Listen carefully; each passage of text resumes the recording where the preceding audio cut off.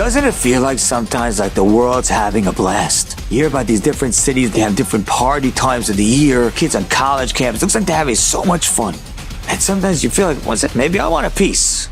The Gemara says it's Sanhedrin. Chananya, Mishael, Azariah lived in the time of Rejoignez, and Rejoignez wanted them to bow down to idols. They refused, and he threw them into a blazing hot furnace, and they lived. Says Rabbi Tanchem and Chaniloi, when they came out of the fire alive, the nations of the world came, and they tapped the Jewish people on the head. The rest of the Jewish people that had bowed down to the idols, the Goyim said to them, Yesh lachem elikah kazeh? You have a God like this that could save you from the fire? And you bow down to an idol?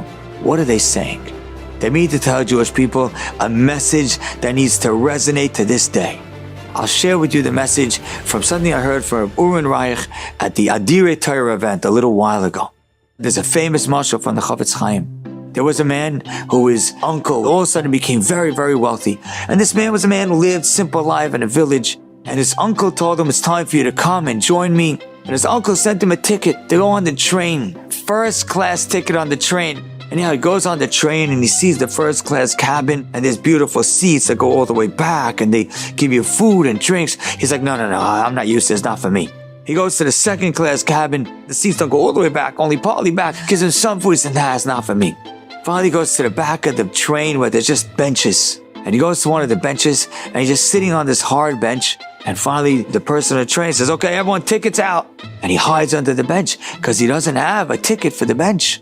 And finally, the man, the conductor, whatever the man's name is, walks through the train, comes up to him and says, you're under the seat. Where's your ticket? He says, I'm so scared. I don't have a ticket. He says, you don't have a ticket? Then what do you have? He says, I have this. And the conductor looks at the ticket. He says, what? You have a ticket for first class. What are you doing sitting under a bench? I'll tell you the truth. The nations of the world, society looks like they're having a blast. That's because that's the best they got. They were never offered a seat in first class. They were never offered a life of Torah and mitzvahs. They were never offered a life to have Shabbos the way we do, to have marriages the way we do, to daven the way we do, to have the happiness we have, to have the fulfillment we have, the satisfaction we have, the meaning we have. The nations of the world came to the Jewish people and said, I understand why we bow down to the idol. We have no options. You have a God like this that just saved Hanani, Mishael, Azariah from the blazing furnace. You have an incredible first-class ticket and you didn't take it? What's wrong with you?